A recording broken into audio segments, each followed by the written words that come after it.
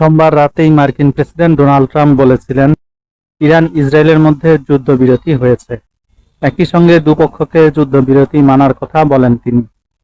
নাম প্রকাশ না করার শর্তে হোয়াইট হাউসের একজন জ্যেষ্ঠ কর্মকর্তা বলেছেন, সোমবার ইসরায়েলি প্রধানমন্ত্রী বেনিয়ামিন নেতানিয়াহুর সঙ্গে ফোনালাপে যুদ্ধবিরতির প্রসঙ্গ তোলেন। আর তার প্রশাসনের অন্য কর্মকর্তারা ইরানের সঙ্গে কথা বলেন বলেও ওই কর্মকর্তার বরাত দিয়ে জানিয়েছে বার্তা সংস্থা রয়টার্স। ওই কর্মকর্তা ব্যাখ্যা করেছেন, ইসরায়েল এই শর্তে যুদ্ধবিরতি মেনে চলতে রাজি হয়েছে যে ইরান নতুন আক্রমণ শুরু করবে না।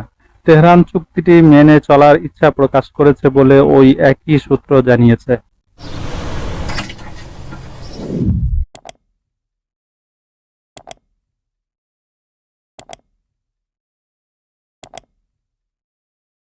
তিনি উল্লেখ করেছেন যে ইরানি পক্ষের সঙ্গে প্রত্যক্ষ ও পরোক্ষভাবে যোগাযোগ করা হয়েছে এবং এতে মার্কিন ভাইস প্রেসিডেন্ট জে.ডি. ভেন্স, প্রধানমন্ত্রী মার্কো রুবিও এবং মার্কিন বিশেষ দূত স্টিভ উইটকফের অংশগ্রহণ ছিল।